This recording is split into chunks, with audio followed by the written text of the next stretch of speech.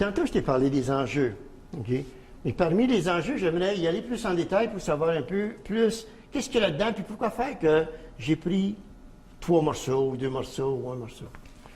Dans Mobiliser, il y a une question que les gens doivent d'abord répondre. Comment ça fonctionne des personnes? Comment ça fonctionne des bébites à 2 pattes? Avec le modèle dont je t'ai parlé, des dynamiques de la personne, okay, la dominance de l'imagination, raison, émotion ou action, okay, illustré par l'explorateur, le juge, l'artiste et le guerrier.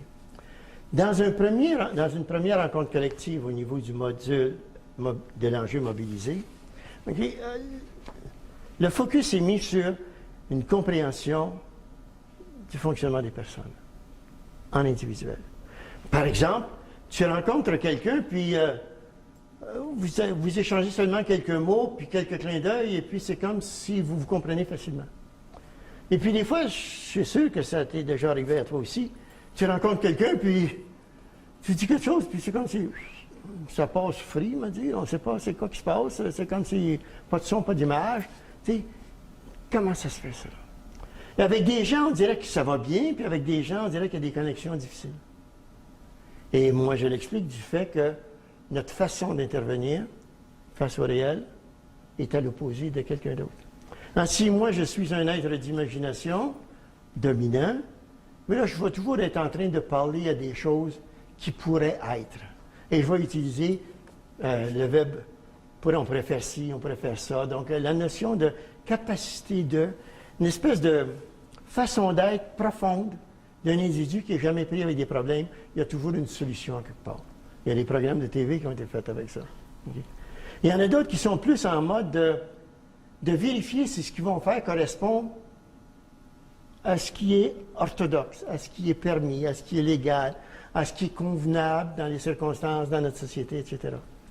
Donc, ces gens-là vont avoir habituellement une certaine retenue devant les choses. Et quand ils vont voir quelqu'un qui est éclaté, ben là, ils vont dire, il est un peu déplacé. Puis il y en a d'autres que la principale préoccupation, c'est d'être accepté par les autres. Donc, ils vont être accueillants, qui vont même faire des fois des choses qui sont non nécessaires pour se faire accepter les autres. On pourra les voir par les manières dont on est capable de décoder les signaux que les gens nous envoient sans nécessairement juste écouter les paroles qu'ils nous disent. Puis il y en a des gens qui sont toujours pressés, toujours à courir, qui n'ont jamais le temps de s'arrêter. Okay? Mais ceux-là ne sont pas comme ceux qui ont besoin de comprendre et que ça leur prend du temps pour comprendre. Donc, quelles sont les réactions individuelles, puis comment les gens fonctionnent, et comment moi je fonctionne, et comment je suis face à eux. C'est l'objet d'une première journée collective. Okay? Donc, il y a, dans le fond, pour chacun des modules du programme, il y a un petit cahier comme celui-là. C'est un document de travail qui est, dans le fond, qui est constitué d'exercices, qui est constitué de mise en situation, qui est constitué aussi de toujours une série de tableaux.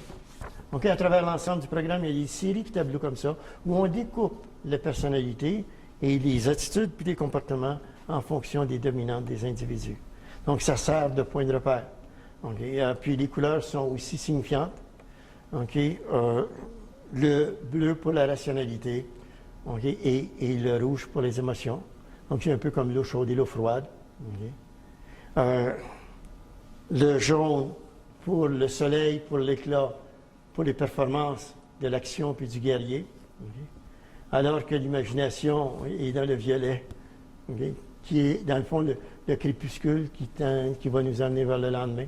Donc, les oppositions. Donc, il y a des 2e degrés, puis là, je ne vous parlerai pas des 3e degrés, un peu partout. Mais il y a comme ça. Et il y a aussi des séries de petits questionnaires qui sont mis. Tu vois ça, on est d'autres pages comme ça. Il y a des questionnements qui sont des tonnes de pages. Quand je vous disais qu'il y a plus de 3000 attitudes et comportements identifiés, il y a des questionnaires qui permettent, des petits questionnaires, des légers questionnaires, ça prend 3, 4, 5 minutes à compléter, et ça permet de se positionner okay, devant différents énoncés, différents sujets, et ça permet de déterminer les constants de la personnalité. Mais une fois que quelqu'un qui est en gestion des opérations okay, est capable de comprendre les réactions des individus okay, dans un rapport 1 à 1, c'est pas du tout la même affaire que impliqué devant une collectivité. C'est pour ça qu'une deuxième journée est consacrée à la thématique de l'équipe. L'équipe et son fonctionnement. Parce que tu vas rencontrer quelqu'un, tu vas lui poser la question, il va dire oui, oui. Tu vas poser une question, il va dire oui, oui, oui, oui. Individuellement, ils vont dire oui, t'es mis ensemble, ils vont dire non, ça ne marche pas. Qu'est-ce qui se passe? Comment les individus fonctionnent en équipe par rapport à comment ils fonctionnent individuellement lors de la première rencontre? C'est ça l'essentiel du deuxième module ou de la deuxième journée de formation collective. Et puis, une équipe, ça évolue. Ça évolue et en même temps, les dominantes de la personnalité vont avoir une influence sur les réactions des gens dans différents stades d'évolution d'équipe. Une équipe, ça passe par différentes étapes. 4, en fait, qu'on a identifiées. D'abord, quand on dit toi et toi et toi et toi, viens avec moi, OK, former une équipe, ils ne savent pas qu'est-ce que je voudrais qu'il soit fait. Donc, ils sont en phase de dépendance. Au fur et à mesure qu'ils vont progresser avec moi, ils vont se rendre compte de ce que je veux faire et ils veulent aussi me montrer à moi que j'ai fait des bons choix en les prenant. Donc, comment ils vont réagir? Ils vont vouloir faire des suggestions. Ils vont vouloir amener des idées. Puis là, comment moi je vais les recevoir, ces idées-là, ça va avoir une influence. Et quelle sorte de tendance de personnalité va être plus portée à suggérer des choses, alors que d'autres vont être plus réservés. Okay?